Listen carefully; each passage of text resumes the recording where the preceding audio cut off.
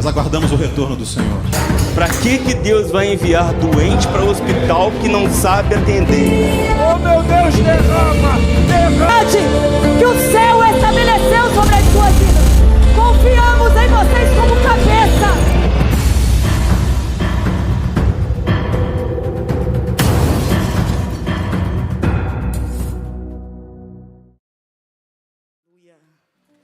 Glória a Jesus.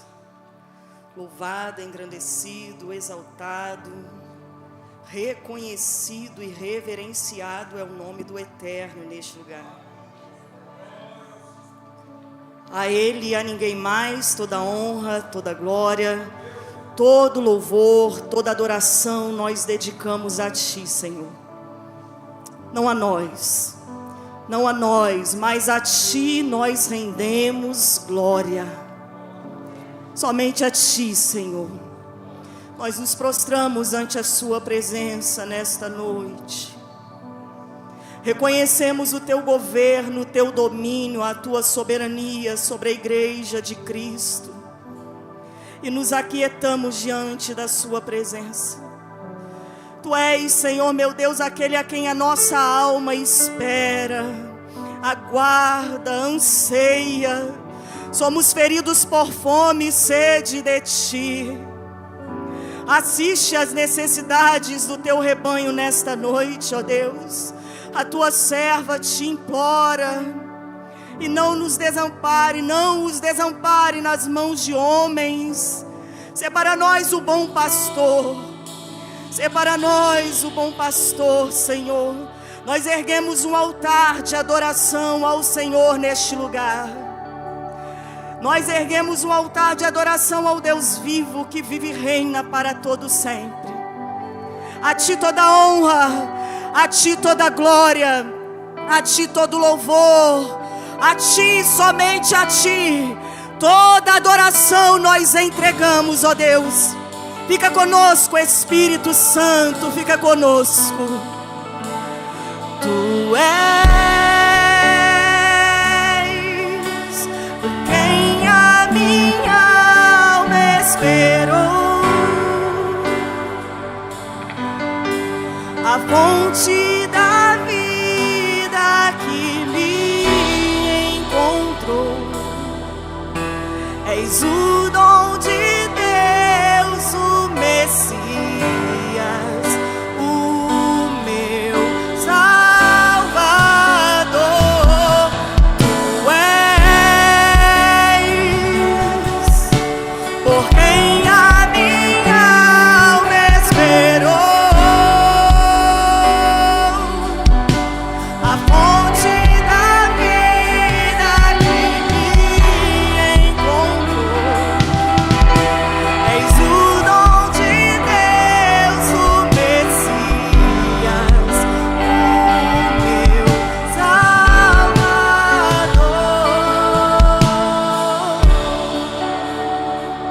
Aleluia. Eu cumprimento a igreja com a paz do Senhor Jesus. Aleluia. Que alegria, que honra, que presente poder compartilhar com a igreja nesta noite. Me sinto agraciada, me sinto honrada pelo convite de poder servir na minha casa, na minha igreja, servir aos meus irmãos. Me sinto também orgulhosa, não de forma vaidosa, mas de forma espiritual, por poder trilhar essa jornada no ministério da palavra, na vocação, ao lado de um homem tão digno como esse que ocupou a tribuna ontem. Eu não sei se vocês, mas eu estou impactada até hoje. Então isso torna as coisas muito mais difíceis para mim nesse último dia, né? Nesse desfecho. Dificulta, mas eu conto com a graça e com a unção de Jesus. Marido, você é muito diferenciado, homem. E sabe o que eu mais gosto? O que eu mais aprecio nesse servo de Deus é justamente o fato dele ser autêntico, ser ele mesmo. Não tem ninguém igual. Everton é Everton. E eu tenho a alegria de dividir a vida com ele. E eu quero honrar e louvar a Deus pela vida dele, pela vida dos homens dessa igreja, pelo convite que me foi estendido, por trazer a minha casa para este altar. Eu perguntava para Deus acerca desta noite, até por causa do temor e do tremor que se apodera da nossa alma, porque primeiro, segunda-feira é dia de serão do crente, né? Não é um dia comum nós estarmos na igreja. Então, quando o crente faz serão, é preciso também receber uma bonificação pelo serão. E eu falei para Deus, dá um bônus para aqueles que escolherem estar na sua casa na segunda-feira. Dá um bônus, dá uma recompensa, algo especial. Então, se você está aqui nessa noite, o Senhor escolheu galardoar a sua vida pela escolha que você fez de estar na casa dEle, na presença dEle. E eu fico com a palavra de Deus quando o salmista diz que um dia na sua casa vale mais do que 1000 em qualquer outro lugar. Você escolheu o melhor lugar para começar a sua semana. E o céu está aberto, está favorável sobre as nossas vidas desta noite. Aleluia! Glória a Jesus! Eu conto com a graça de Deus e prometo não ser cansativa. Eu perguntei para Deus o que Ele tinha para essa noite e Ele me deu a seguinte resposta, o Espírito de Deus. Ele disse assim, olha, no sábado eu usei o meu servo, eu trouxe ingredientes. A massa do bolo foi batida. No domingo, o bolo foi confeitado, foi assado e foi confeitado. Hoje você vai só colocar a cereja nele. Facilitou para mim. Então a minha responsabilidade nesta noite é só tornar mais bonito aquilo tudo que Deus já apresentou para a igreja no sábado e também no domingo. Amém? Amém? Seus ouvidos estão atentos, seu coração está incendiado para ouvir a palavra de Deus nessa noite. O Espírito de Deus não vai te decepcionar.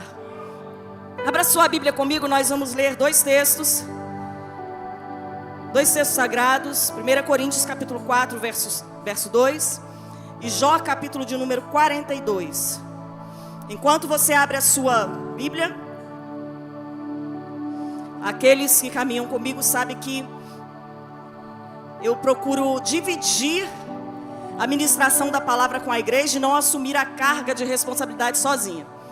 Então eu vou pedir para você nesse primeiro momento pregar para a pessoa que está ao seu lado. E você vai dizer para ele, você vai dizer para ela a seguinte fala. Você vai dizer assim, terrível. Diga, gente, acorda aí, pelo amor de Deus. Mas confiável. Fala mais uma vez, diga assim, ó, é terrível, mas é confiável. Você está em ambiente seguro. Creia que você está no lugar onde os fiéis ocupam.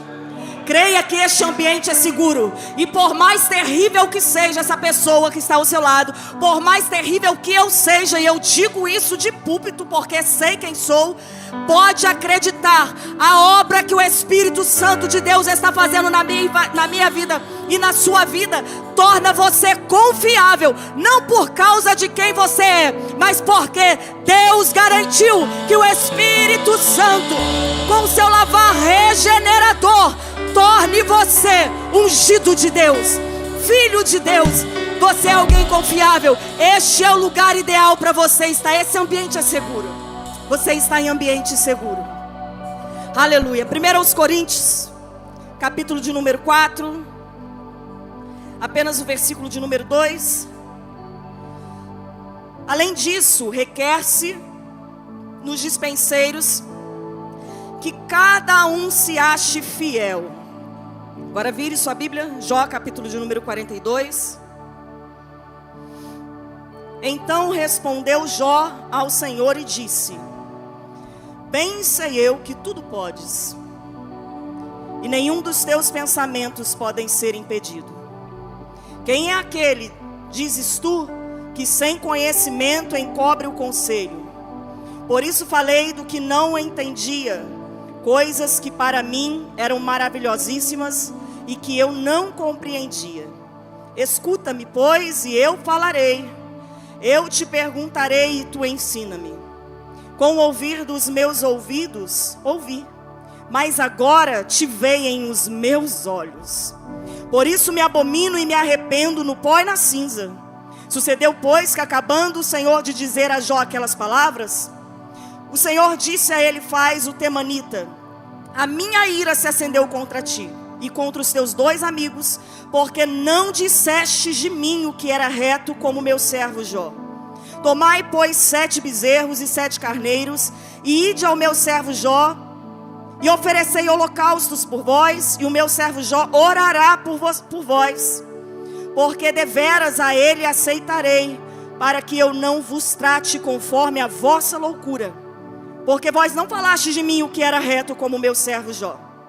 Então foram Elifaz, o temanita, e Bildade, o suíta, o Sofar, o namatita, e fizeram como o Senhor lhe dissera. E o Senhor aceitou a face de Jó. E o Senhor virou o cativeiro de Jó, quando orava pelos seus amigos. E o Senhor acrescentou a Jó outros tanto em dobro, a tudo quanto dantes possuía. Então vieram a eles todos os seus irmãos, e todas as suas irmãs, e todos quanto dantes o conheceram, e comeram com ele pão em sua casa, e se condoeram dele, e o consolaram de todo o mal que o Senhor lhe havia enviado. E cada um deles deu uma peça de dinheiro, e cada um pendente de ouro. E assim abençoou o Senhor o último estado de Jó mais do que o primeiro, porque teve 14.000 ovelhas, 6.000 camelos, e 1.000 jumentas de boi, e 1.000 jumentas de bois, e 1.000 jumentas. 1.000 juntas de bois e 1.000 jumentas. Também teve 7 filhos e 3 filhas. E chamou o nome da primeira Gemina, o da outra Késia, e o nome da terceira Queren-Apuque. E em toda a terra não se acharam mulheres tão formosas como as filhas de Jó. E seu pai lhes deu herança entre seus irmãos. E depois disso viveu Jó 140 anos. E viu a seus filhos, e aos filhos dos seus filhos, até a 4ª geração. Então morreu Jó, velho e farto de dias. Diga assim comigo: morreu realizado. Diga de novo: morreu feliz. Isso. Meus irmãos, o texto em 1 Coríntios, que oferece a base para o tema proposto para esse congresso, ele faz uma exigência. Para aqueles que são encarregados de receber os segredos de Deus. Deus, ele escolheu revelar os teus segredos a alguns. Só que ele tem critérios. Deus não sai por aí fofocando o seu reino para qualquer um e nem de qualquer jeito. Então Deus estabeleceu critérios para revelar os segredos do seu reino a alguns poucos, que são encontrados fiel. A palavra fiel aqui no grego é pistos, que quer dizer confiável. Diga aqui para mim: tem que ser de confiança. Para ouvir segredo tem que ser de confiança. Então aqui quer dizer confiável. E quando a gente fala de ser fiel, de ser confiável, é impossível para mim, Bianca, que estou tão ligada ao livro de Jó, não fazer uma conexão direta com a figura de Jó. Por quê? Porque Jó é alguém sobre quem o próprio Deus dá testemunho dele, a quem o próprio Deus revela confiar nessa pessoa. Deus dá testemunho de Jó e diz acerca de Jó que na terra, olha o nível do testemunho, na terra não há ninguém comparado a Jó. É diferenciado. E aí Deus continua dizendo que ele é um homem íntegro, que ele é um homem justo, que ele é um homem honesto, que ele é alguém que se desvia do mal. Não é qualquer um. Nós estamos falando de alguém confiável. Por isso eu trouxe para o centro desta ministração a figura de Jó. Um homem popular. A popularidade de Jó, por sinal, é uma popularidade que ela ultrapassa tempos. E apesar de o tempo da existência desse homem ter antecedido os dias de Abraão, até hoje nós falamos de Jó. Até hoje ele é referenciado como alguém que suportou, alguém reconhecido pela sua paciência, alguém reconhecido por sua perseverança, alguém reconhecido pela sua lealdade a Deus, que não apostatou a sua fé no pior momento da sua vida. E o capítulo 42 que nós lemos, fizemos a leitura aqui, conectadas a 1 Coríntios, capítulo de número 4. esse capítulo é o desfecho da história de Jó. Um desfecho que revela o fim de uma batalha espiritual, o fim de uma guerra, o virar de uma página, a revelação do extraordinário na vida de um fiel. Quando você começa a ler o primeiro capítulo do livro de Jó, você vai observar que primeiro é listado o contexto da vida de Jó, um homem casado, muito bem casado, com 3 filhas e 7 filhos, um homem abastado, um homem muito rico na terra, que possui juntas de bois, jumentas, carneiros, ovelhas, camelos, um homem muito rico, muito abastado, um homem rodeado de servos, uma pessoa de credibilidade social, a quem as pessoas paravam para ouvir. Jó se sentava na praça e era rodeado, porque as pessoas queriam receber de Jó a sabedoria que lhe vinha do alto. Jó estava com a vida toda cercada de bênção, a vida financeira, a vida familiar, a vida espiritual, porque ele tinha vida no altar de Deus. Segundo o texto sagrado, no primeiro capítulo, diz que ele costumeiramente, rotineiramente, ou seja, ele tinha disciplina espiritual, ele oferecia sacrifícios a Deus. Ele oferecia de forma preventiva. E ele não oferecia só para apagar fogo e incêndio da sua casa, não. Ele fazia para preservar o altar de adoração dentro da sua casa, quando suspeitava que por algum instante os seus filhos pudessem ter se desviado da presença dele, uma vez que eles estavam sempre reunidos em meio a banquetes, entre eles mesmos. Era um homem respeitoso, do qual o próprio Deus dá testemunho dele. Mas segundo o capítulo de número 1 diz que num certo momento está havendo um concílio no céu. Deus está diante do seu trono e ele vai receber ali os seus servos, os seus mensageiros do reino. Os anjos de Deus vêm para essa assembleia. E acompanhado dos anjos de Deus, os mensageiros de Deus, também está o acusador, Satanás, a qual nós, não carinhosamente, nós intitulamos inimigo das nossas almas. E dentro desse concílio, Deus dirige voz a Satanás e pergunta a Satanás: viste o meu servo Jó? Homem diferente, íntegro, justo, fiel, que se desvia do mal, honesto. E talvez você se pergunte assim: Bianca, o que é que Satanás está fazendo no céu? A resposta é muito simples: até Satanás trabalha para Deus. Dentro de uma monarquia, dentro de um reino, aonde impera a monarquia, é natural. Eu estou falando dos tempos antigos, né? Não é a nossa cultura, mas caminha comigo, vai dar certo no final. Dentro de uma monarquia, é comum que o rei tenha servos, e esses mensageiros, eles se deslocam para as províncias do seu reino, para que possa observar o contexto social, possa observar os eventos que acontecem dentro das províncias daquele reino. Eles fazem isso por um período de tempo, e numa data prevista pelo seu rei, pelo seu governante, eles retornam com um relatório ao seu superior, ao seu soberano. E oferecem o relatório sobre todas as questões que eles observaram, sobre todas as questões que precisam ser tratadas. Oferecem relatório a Deus. Satanás está dentro deste contexto. Ele também presta conta para Deus. E a Bíblia diz, no capítulo 1, que ele, quando Deus pergunta para ele: de onde vens? Deus sabe que ele é um desobediente. Recebeu uma ordem, mas vai tentar ir para além da sua ordem. De onde vens? E ele vai dar a seguinte resposta para Deus. Ele diz: venho devagar, de preambular pela terra. Ou seja, venho de andar para um lado e para o outro. E quando eu observo isso, eu me entusiasmo com o governo e soberano e poder de Deus. Porque é assim que acontece. Satanás está declarando para o próprio Deus: eu venho dos limites que o Senhor me estabeleceu. Eu venho do espaço que o Senhor deixou e me permitiu ocupar. Nem mais nem menos, apenas dos limites da onde o Senhor me deu poder e força para caminhar. Ei, eu já tenho uma palavra profética para você nesta noite. Não tema os lugares aonde o adversário tem ocupado. Ele não pode ir além dos limites que Deus estabeleceu. Ele não pode ir além dos limites que Deus estabeleceu. Ele está dentro dos limites. O governo soberano de Deus não perdeu a força, não perdeu o controle. Ele governa soberanamente sobre tudo e sobre todos. Aleluia! Aleluia!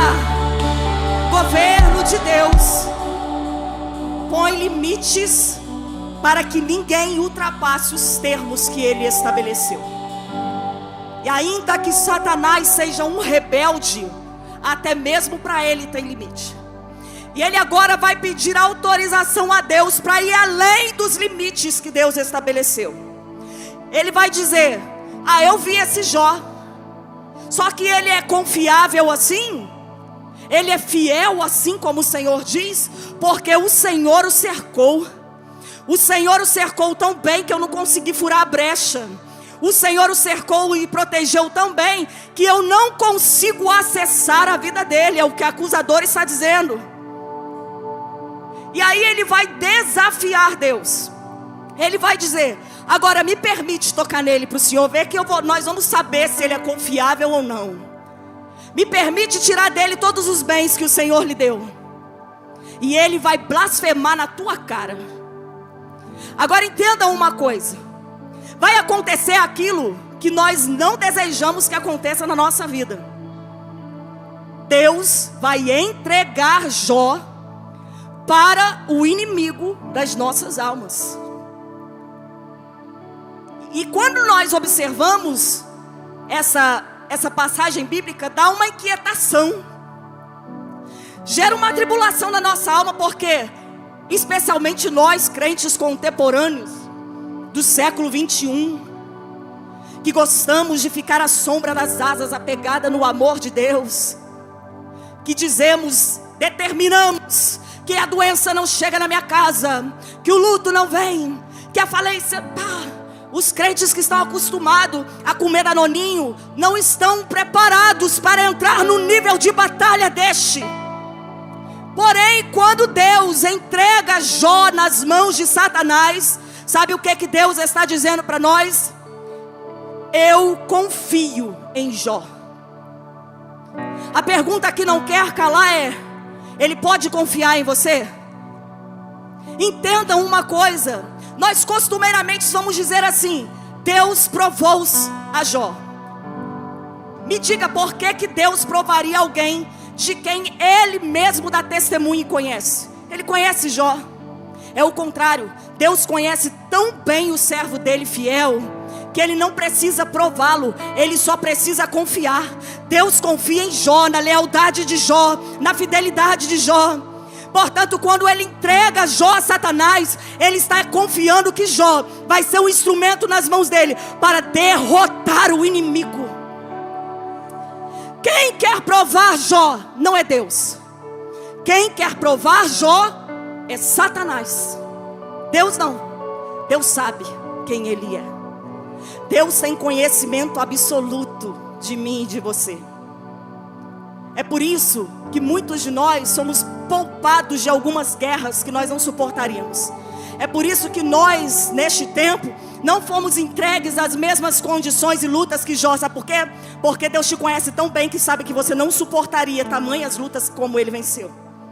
Deus conhece ele o suficiente para saber que ele vai dar conta dessa guerra, que ele vai derrotar o inimigo, que ele vai suportar, que ele vai vencer, que ele não vai negar a fé, que ele vai permanecer fiel, porque ele é alguém confiável a quem o céu pode contar. Foi encontrado fiel por Deus, e Deus não vai desampará-lo na guerra.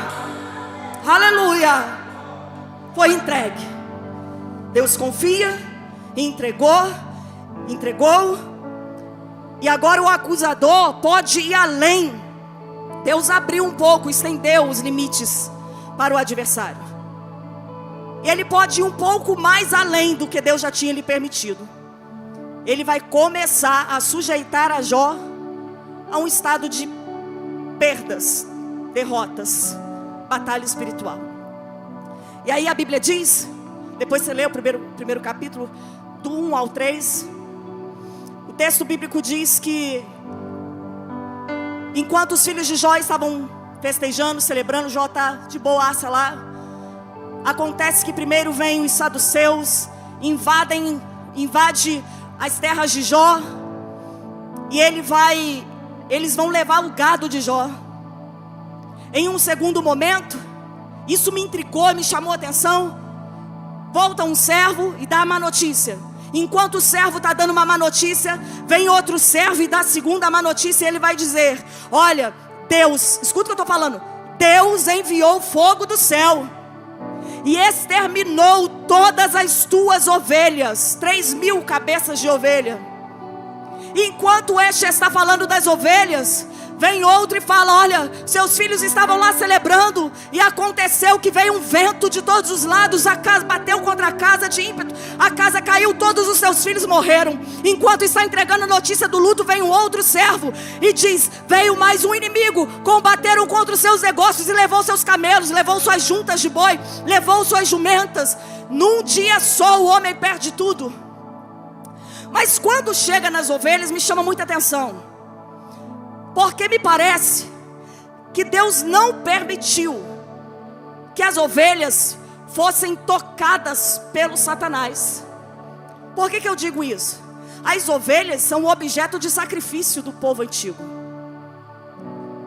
As ovelhas eram utilizadas para aquilo que Jó fazia diariamente: erguer a Deus um altar, oferecer sacrifício por expiação de seus pecados e pecados dos seus filhos. As ovelhas eram utilizadas como animais de sacrifício, de expiação, de holocausto a Deus, aonde era o meio pelo qual o povo no passado, que não viveu o tempo da graça, conseguia se aproximar da presença de Deus. Derramava o sangue da ovelha, erguia um altar, organizava, imolava um animal, e o sangue inocente da ovelha derramado ali subia até o altar de Deus. Deus respirava o cheiro daquela adoração e correspondia à carência, dava perdão e correspondia à necessidade do seu povo. Deus preservou aquilo que era para ele, dele, e não permitiu que o adversário tocasse nessa parte. Mas todas as outras áreas da vida de Jó foi atingida. Fazendo uma pesquisa rápida, eu percebi que nesse tempo da vida de Jó, ele tinha cerca de 70 anos de idade. Ele viveu todas essas perdas, luto, falência, um desastre. Seus servos morreram. Passado mais algum tempo, uma nova audiência no céu, uma nova assembleia. Se apresentam de novo os anjos, Satanás está lá. Deus dá testemunho de novo. Não te falei? Tocou em tudo que ele tinha, em tudo que eu protegia, e ele continua a me adorar. E como que Deus testificou disso? Porque quando ele perdeu tudo, quando ele recebeu a última notícia de suas perdas, depois que seus filhos morreram, depois que tudo que ele tinha se perdeu, ele dirige uma palavra a Deus, e ele diz: nu saí do ventre da minha mãe, e nu eu sairei dessa terra. Deus deu, Deus tirou, bendito seja o nome do Senhor.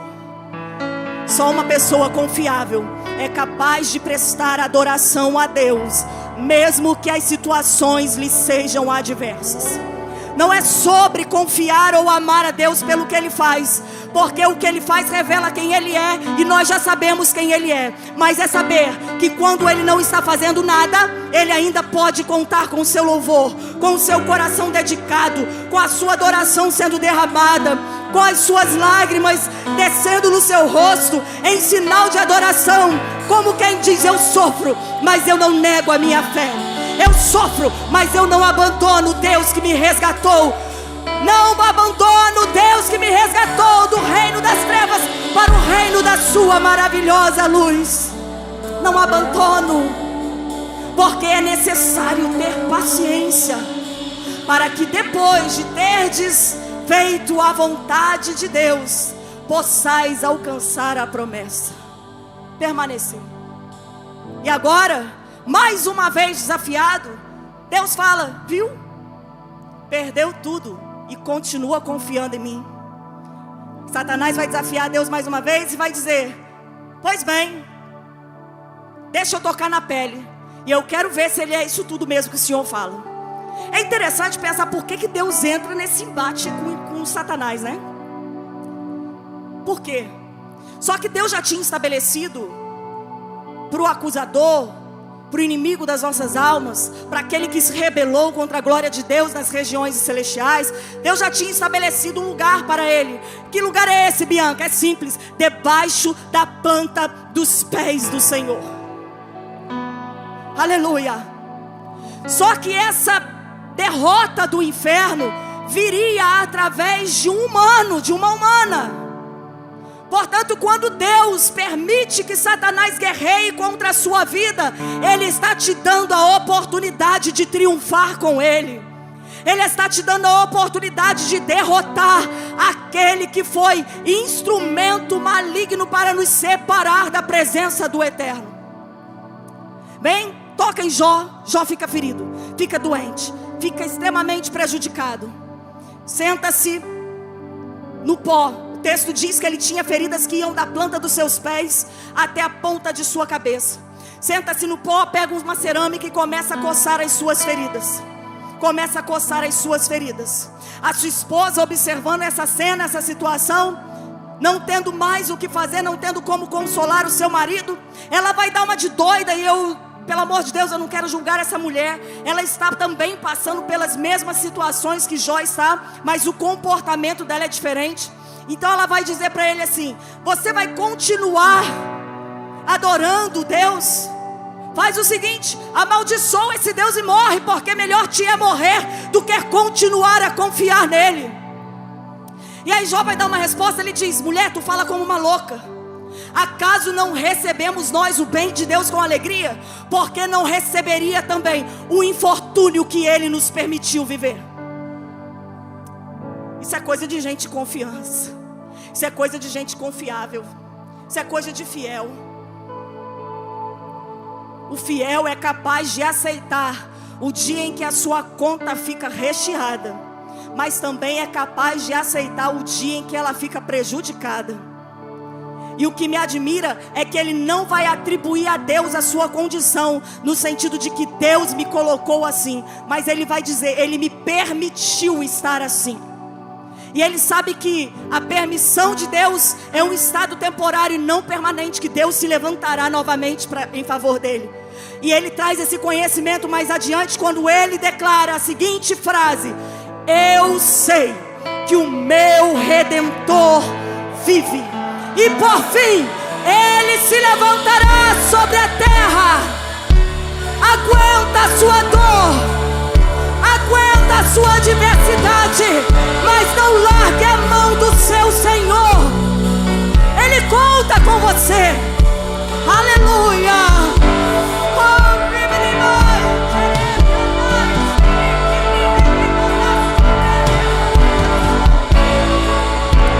Eu sei que o meu Redentor vive.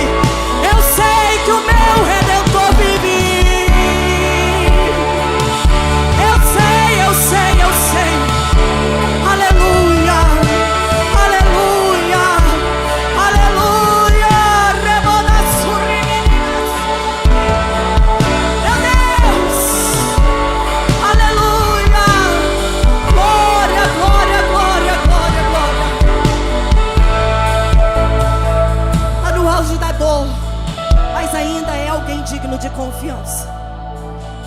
Não é como um de nós, que quando experimenta um calo, um bicho do pé, já encontra motivos para se revoltar contra Deus. E como se não bastasse, como se tudo estivesse muito bom na vida dele, está sentado, humilhado, falido, desmoralizado socialmente, sobre um monte de cinzas, humilhado, não tem mesa para sentar e fazer uma refeição com a sua família. Chega os teus amigos de longe, uma caravana de 3 amigos, vão visitá-lo, souberam da sua condição. A intenção deles quando saiu de casa era positiva. Vai ler depois. Tinham boas intenções. Vou lá oferecer um suporte para o amigo, vou consolá-lo. Só que ocorre que enquanto eles estão vendo Jó de longe, eles não esperavam se deparar com uma cena tão deplorável. E eles vão ficando em estado de choque. O que acontece? Eles não conseguem dizer nada. Quando se aproximam de Jó, mudos ficam, calados permanecem, se sentam com Jó. E assim eles vão ficar por 7 dias. 7 dias, 7 noites. Ninguém sabia o que fazer com aquilo ali. Ninguém sabia o que fazer com aquele luto. Ninguém sabia o que fazer com aquela dor. Ninguém sabia o que fazer com aquela falência. Ninguém sabia. E aí, no meio dessa condição toda, Jó vai levantar a voz aos céus, vai quebrar o silêncio, e ele vai começar a amaldiçoar o dia em que nasceu. Natural. Não é porque ele é confiável que ele não vai ficar depressivo ou deprimido. Está deprimido, deseja a morte. E ele vai amaldiçoar o próprio dia. Ele vai dizer: maldito o dia em que o ventre da minha mãe deu a luz a mim. Imagina o nível de dor. Ele vai começar a lamentar a sua existência, a sua vida, e vai ver que nada faz sentido. E quando ele lamenta bastante, os amigos se sentiram encorajados, empoderados pelo lamento de Jó. Não tinham o que falar enquanto estavam vendo aquela situação. Mas agora que tem alguém desejando a morte, eles têm uma lição de moral para dar. E do capítulo de número 4 até o capítulo de número 37, vai haver um diálogo, vai haver uma confabulação ali entre eles. Eles vão falar de um lado, Jó vai falar do outro, vai acusar, e aquela coisa chata e tal. Vão se perder no meio da conversa. A dor de Jó vai começar a se elevar, a ponto de ele dizer em algum momento assim, eu não vou lembrar o capítulo agora, ele vai dizer: quisera eu que o céu fosse minha testemunha, e o que eu estou vivendo agora estivesse sendo escrito com caneta de chumbo. O que ele está dizendo? Quisera eu que o que eu estou vivendo agora fosse registrado, e Deus como testemunha, o céu como minha testemunha, pudesse dizer ao mundo e a essas pessoas que estão me acusando que eu sou alguém de confiança. O que Jó não sabe é que foi registrado. O que Jó não sabe é que o testemunho dele chegou e ultrapassa gerações. Porque aquele que é confiável, mesmo na sua morte, dá testemunho da glória de Deus, revela os segredos do céu. Aleluia. Meu Deus.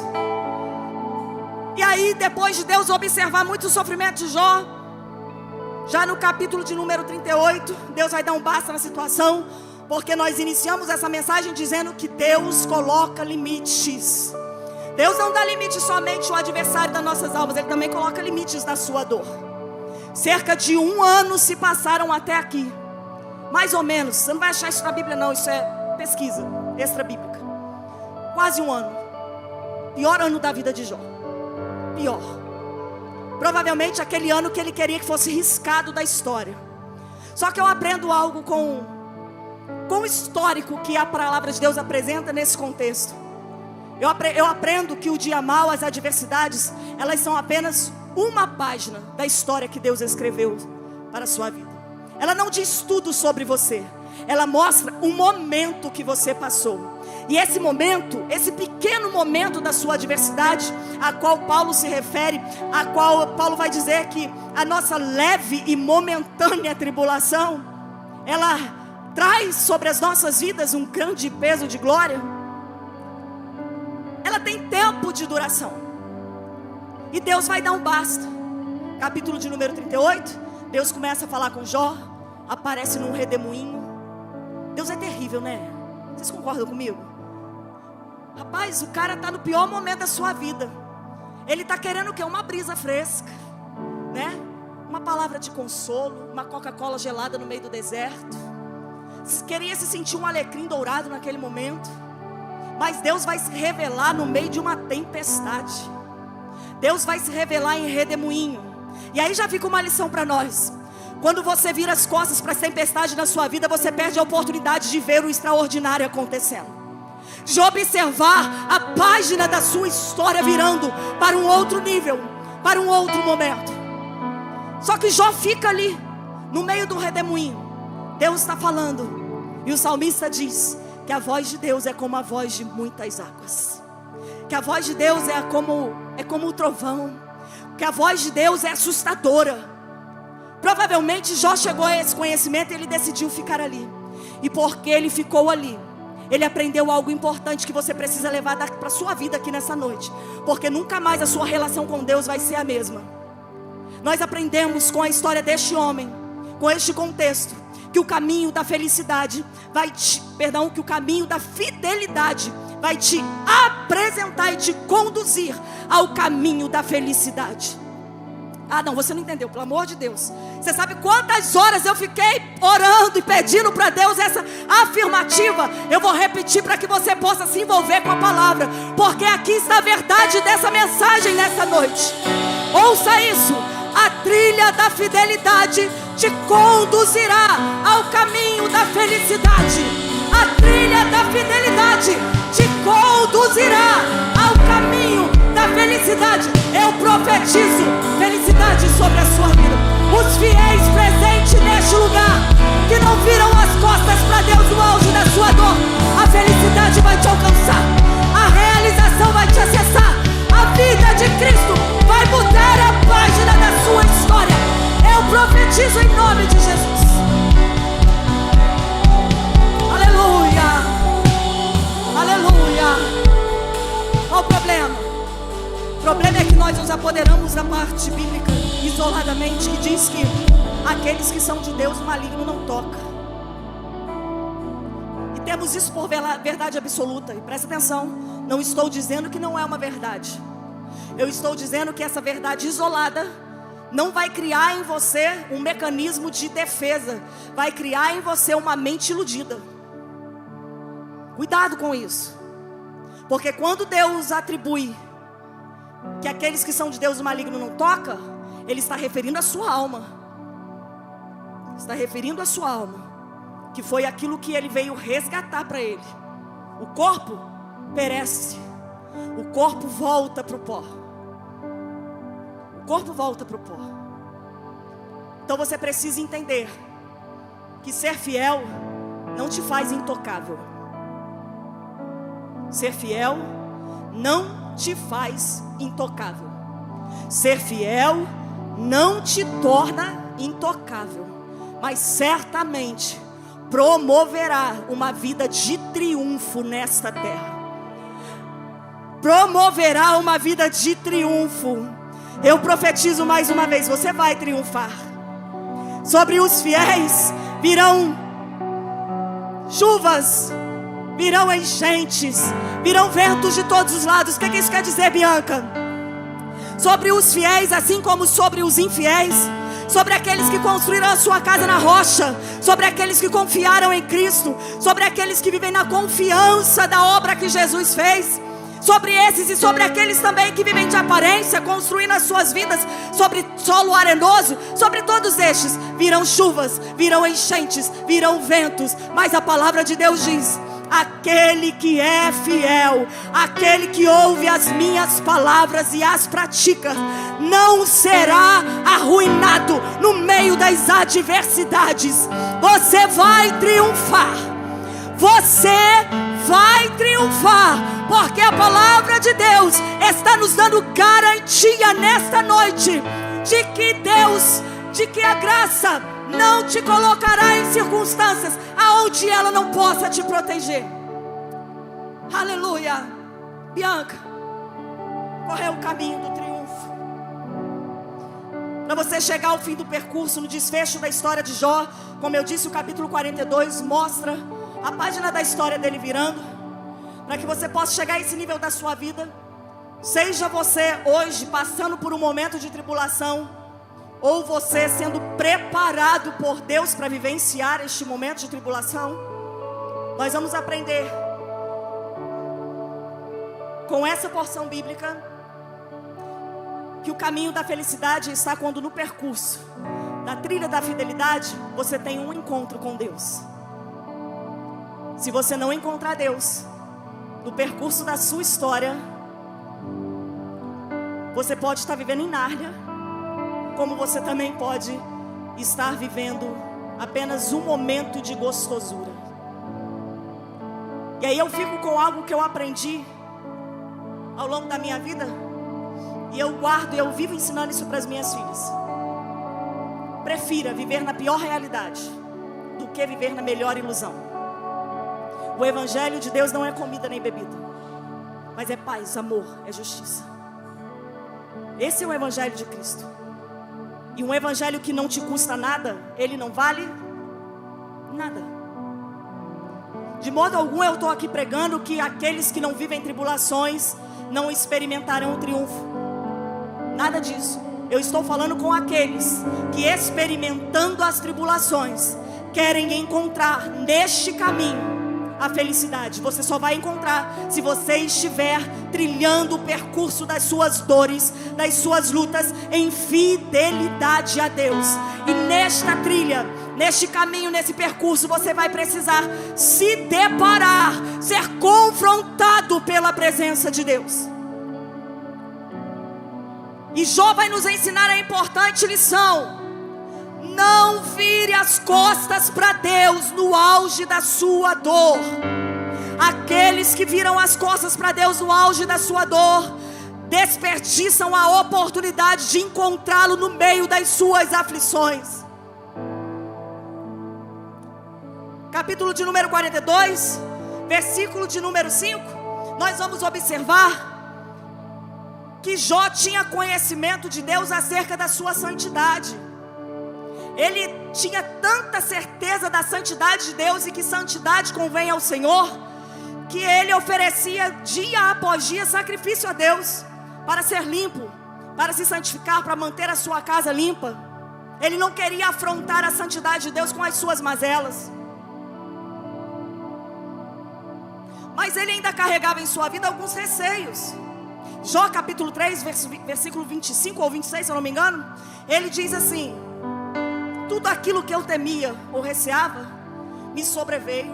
Haviam áreas na vida dele que eram vulneráveis, que eram frágeis, e essas áreas da vida dele precisavam se deparar com o poder de Deus para serem fortalecidas nas suas fraquezas.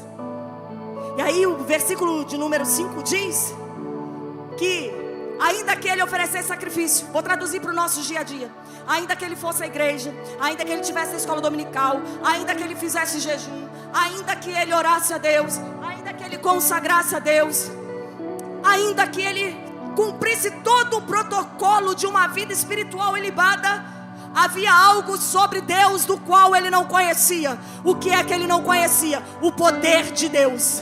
Mas agora, porque ele permaneceu fiel, confiável na presença de Deus, enquanto Deus não fazia nada por ele, Deus vai se revelar a ele como nunca antes se revelou.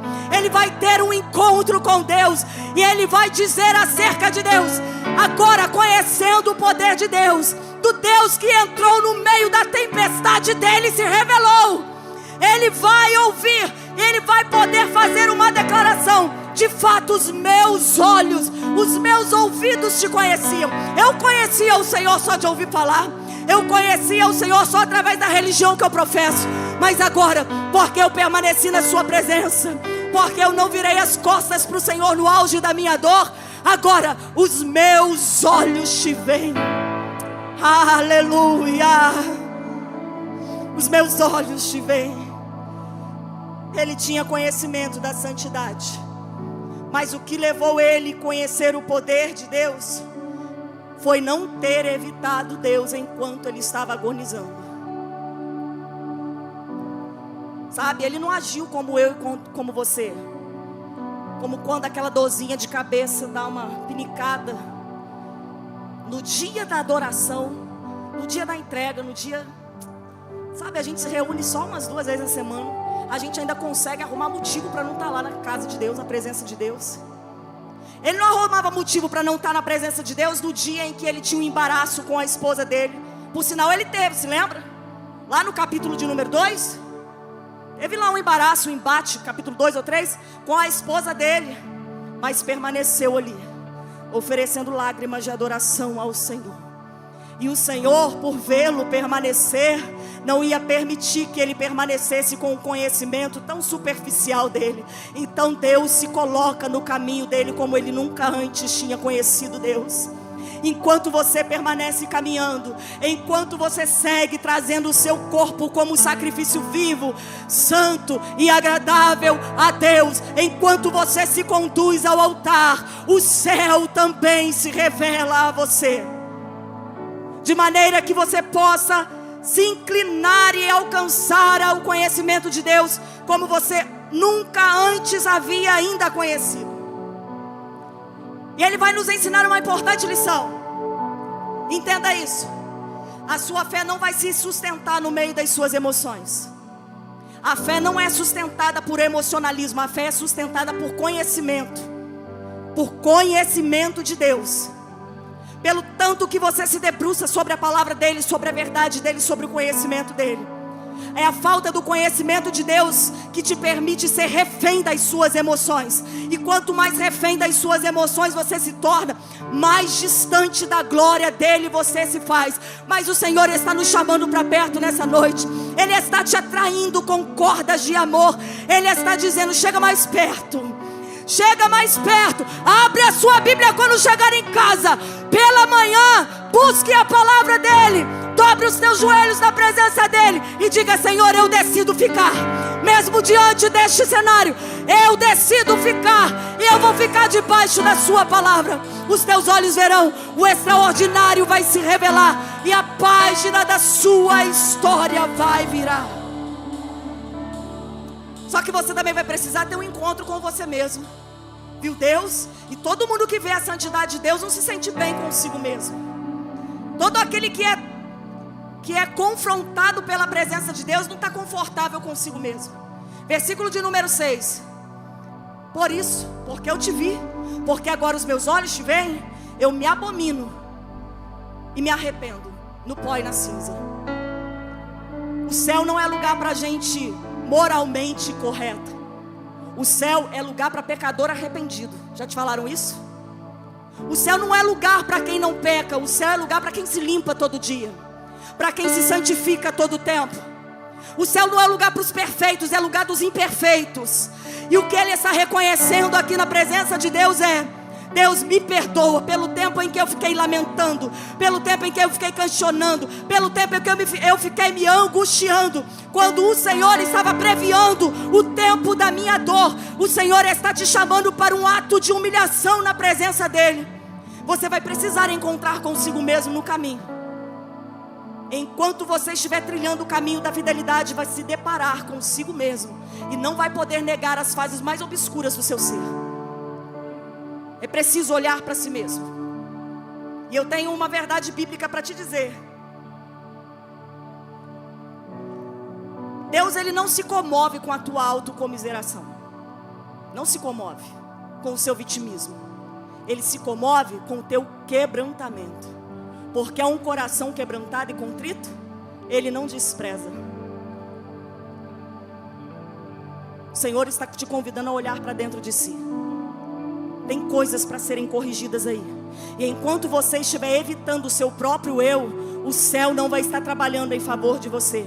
O caminho da felicidade está quando você encontra você dentro de si mesmo e você se mostra fiel àquilo que você viu diante do seu próprio eu e apresenta diante do Senhor. Senhor, eu errei aqui. Senhor, eu preciso limpar essa área da minha vida. Deus, eu preciso ser corrigida. Eu me abomino no pó e na cinza. Um ato de humilhação que promove exaltação. Não é a humilhação que a vida causa em você, mas é o quanto a sua carne está humilhada na presença do Eterno. Não é sobre se sentir humilhado, é sobre se humilhar na presença dEle. É sobre humilhar a sua carne corrupta, que não opera nenhum bem a Deus voluntariamente. Mas Ele está te convidando a olhar, a ter um encontro consigo mesmo. Ele está se apresentando a você. Ele está te confrontando com a santidade dEle, para que você saiba que você não é o alecrim dourado, não é a Coca-Cola do deserto. Ele está dizendo: você é pecador, se limpa da sua sujeira, e eu vou encontrar fidelidade em você.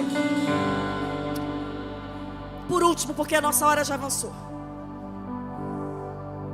você vai precisar também ter um encontro com o seu próximo, especialmente com aquele que te perturbou, te ofendeu. É com esse aí mesmo.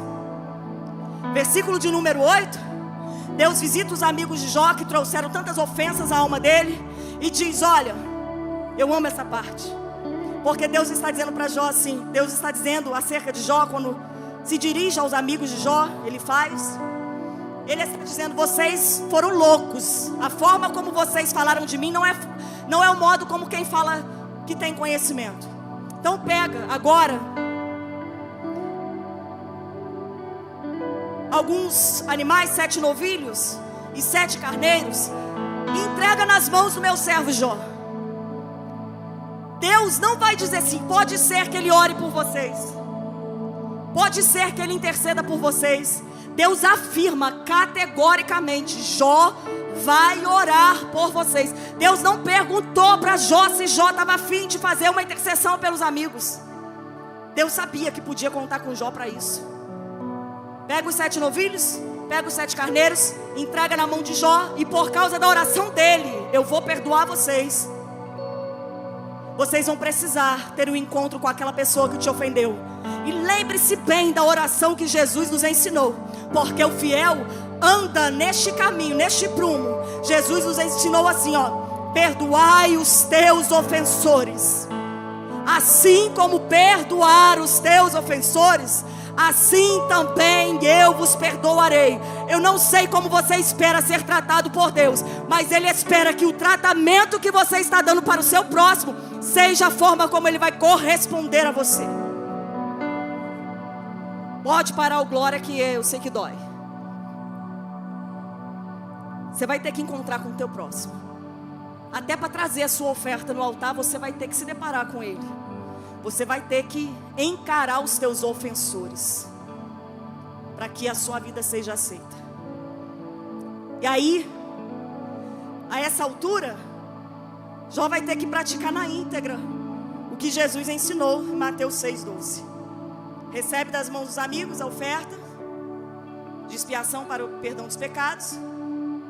Como eu disse, Deus não espera a resistência de Jó, porque Deus diz: o meu servo Jó vai interceder por vocês. E é neste ponto, enquanto ele está intercedendo, enquanto ele, depois que ele esteve diante dos seus ofensores, recebeu a oferta dos seus ofensores, e agora está preparando o altar, organizando o altar, erguendo o altar ao Senhor, recebendo os animais, imolando, derramando sangue, separando as carnes, fazendo tudo conforme o protocolo manda. É nesse momento que o cenário da vida dele vai mudar. É nesse momento que agora ele vai começar a entrar no caminho da felicidade. Ele trilhou o caminho da fidelidade, agora vai passar para um outro nível. Vai entrar no caminho da felicidade. Vai triunfar sobre as tuas leves e momentâneas tribulações. Vai experimentar daquilo que ele ainda não experimentou, porque segundo a palavra de Deus, Deus vai fazer muito mais abundantemente do que já havia feito na vida dele. O cenário de caos, o cenário de derrota, o cenário de guerra, de adversidade vai mudar. E agora Deus está nos impulsionando a um outro nível das nossas vidas. Deus está te impulsionando para um novo ciclo da sua história nessa noite. Porque nosso Deus é Deus de recomeço. Porque Ele concede um recomeço àqueles que são fiéis, àqueles que são confiáveis. Está orando e Deus está virando a página da história. Está intercedendo e Deus está virando a página da história. Está imolando os animais, está organizando o altar, e Deus está restaurando o ministério sacerdotal dele. Está dando para ele um recomeço, está trazendo ele de volta para o altar. E o recomeço de Jó vai se dar no altar de Deus. Não vai se dar na reconstrução da sua casa, não vai se dar em mais novos 10 filhos. Vai começar pelo altar. Deus vai dar um recomeço. Deus vai reconstruir a história dos teus filhos através do altar. Por isso ele recebe agora o que é necessário para se colocar diante do altar de Deus, enquanto Deus muda o ciclo da vida dele. Nessa noite, encerro aqui, Deus está reconduzindo esses homens congregacionais ao lugar do sacerdócio. Deus está te chamando, homem congregacional, para ocupar o teu lugar no reino de Deus. Deus está te trazendo de volta e Ele está te oferecendo nessa noite os meios necessários para que vocês possam se posicionar novamente como sacerdotes da sua casa. Tudo começa pelo altar. E o que Ele está falando para Jó e falando para nós essa noite? É preciso organizar a sua vida espiritual. É preciso restaurar o altar. Se levanta da cinza, ergue um altar, estabelece as ferramentas do altar, imola o animal, separa a gordura, separa as vísceras, separa, organiza tudo e oferece agora para Deus. E Deus muda a página da história. Nós temos orado: Deus, muda a página da história da nossa igreja, muda a página da história da nossa vida, muda a página, faz Senhor, nos leva para um outro nível, nos impulsiona, nos desperta, nos entusiasma. E Ele está dizendo: venha para o meu altar. Quando eu restaurar o sacerdócio da minha casa, eu também vou restaurar a obra da minha igreja e vou trazer de volta tudo aquilo que foi levado daqui. Aleluia. Eu te convido a fechar os teus olhos. Aleluia. Fica comprovado aqui que na vida do fiel, fica comprovado que na vida do fiel, nem a morte, nem a vida, nem anjos, nem demônios, nem o presente, nem o futuro, nem quaisquer poderes, nem altura, nem profundidade, nem qualquer outra criatura poderá nos afastar do amor de Deus que está em Cristo Jesus. Deus te convida nesta noite a olhar para áreas da sua vida que você tem evitado. Fecha os teus olhos, não olhe para mim agora não. Você precisa observar, por intermédio da direção que essa palavra nos deu, áreas da sua vida que você tem evitado, encontros com Deus que você tem evitado, encontros consigo mesmo que você tem evitado, perdões que você tem negado, encontros com o teu próximo que você tem evitado. Deus está dizendo: olha para estas áreas que você tem evitado e volte ao primeiro amor, porque o plano de Deus para os fiéis é restauração, é restaurar o altar de Deus. E acredite, porque a palavra de Deus é fiel e verdadeira. O fim das coisas é muito melhor do que o início delas. Sabe como que a vida de Jó se encerra? Deus tira ele do pó, Deus coloca ele numa mesa, traz de volta a família o presenteia, Deus lhe devolve. Jó é um administrador sábio, e ele agora, administrando tudo aquilo que ele ganhou, ele vai multiplicar novamente os seus bens, ele vai ter novos filhos, e a palavra de Deus diz que ele vai viver, depois destes eventos, mais 140 anos. Você deve estar lembrado que no início dessa mensagem eu disse que ele tinha cerca de 70 anos quando lhe foi acometido de tantas lutas, quando foi despojo de Satanás numa guerra espiritual. Mas agora, neste momento, Deus está recompensando o fiel pelo tempo em que ele permaneceu na presença de Deus. E Deus está dobrando, Deus está realizando. O ano mal passou, e Deus está dando para ele tempo para desfrutar de um melhor tempo da sua vida. O tempo da felicidade chega para aqueles que não abandonam o caminho da fidelidade. Chegou, ficou realizado, 140 anos, recompensado. Eu encerro aqui. Saiba disso. Nenhum ganho terreno seu vai compensar os prejuízos eternos. Nenhum ganho. Mas toda perda nessa terra será devidamente recompensada na eternidade. Será devidamente recompensada na realidade. Creia nisso. Apesar de não ser uma verdade bíblica, é uma verdade. Mas tem Deus para dar do que o diabo para tirar. Por isso, na autoridade do nome de Jesus, eu te coloco debaixo dessa palavra nesta noite, para que você possa viver um melhor tempo na sua vida, e o tempo da realização possa alcançar, possa conduzir todos aqueles que são confiáveis no reino de Deus. Que Deus revele segredos a você, Que Deus confie o teu reino, o reino dele a você. E um novo tempo se estabeleça para os homens dessa igreja, para o ministério congregacional. Que o altar de Deus seja erguido e o sacerdócio seja restaurado em nome de Jesus. Aleluia. Ministério de louvor. Enquanto o ministério de louvor adora,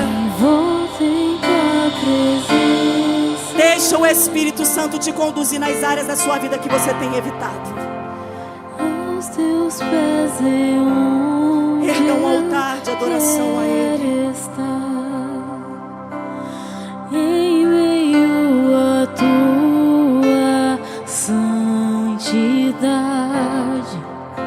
aqui quero ficar.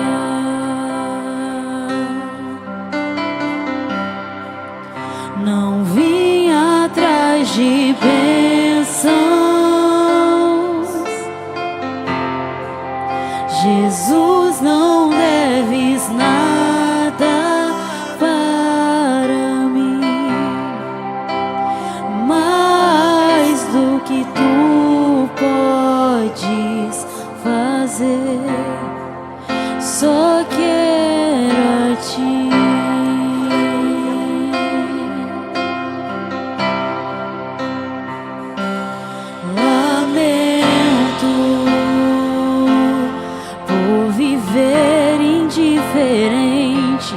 Lamento por não cantar de coração.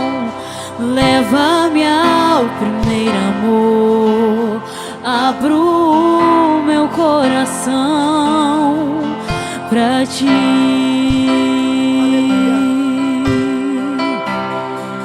O Espírito Santo de Deus está dando uma direção para esse momento. Adamo, estamos encerrando, tá? Me perdoa pela hora. Eu gostaria de chamar todos os homens, pastores Everton, presbítero Márcio, presbítero Felipe, pastor Sebastião, pastor Ricardo. Esses homens que estão no exercício do sacerdócio vai ministrar sobre a vida de todos os homens aqui presentes. Você vai assumir, você vai se posicionar no altar de Deus hoje. Por favor, pastores, podem ficar aqui na frente. Quero lhes pedir para impor as mãos sobre os homens congregacionais e os demais homens que não são membros deste ministério, mas que compreenderam o chamado de Deus para a sua vida nessa noite. Que compreenderam que Deus está mandando você olhar para tudo aquilo que você tem evitado e perceberam que o altar da sua vida, que é dedicado a Deus, está bagunçado, desorganizado e precisa ser novamente erguido pela glória de Deus. Esses ministros de Deus que têm fidelidade no exercício do ministério vai orar por vocês. E eu creio no poder da palavra ministrada aqui, que o Senhor vai erguer neste momento os homens congregacionais para um novo tempo e posicionamento como igreja do Senhor. Nós mulheres queremos ser guiados por vocês. Nós confiamos na autoridade que o céu estabeleceu sobre as suas vidas. Confiamos em vocês como cabeça. Queremos ser lideradas por vocês. E por isso nos sujeitamos e reconhecemos o sacerdócio, o ministério e a liderança que Deus nos confiou.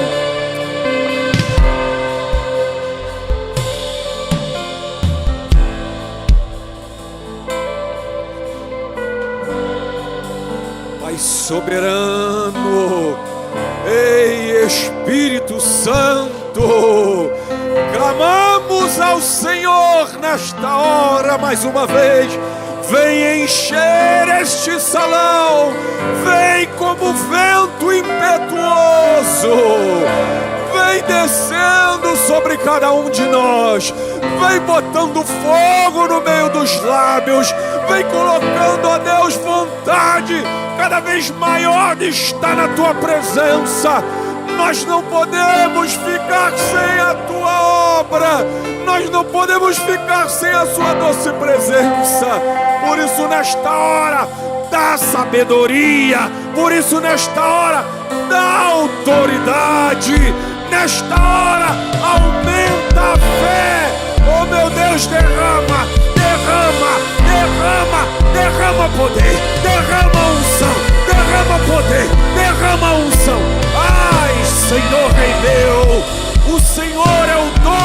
nesta casa.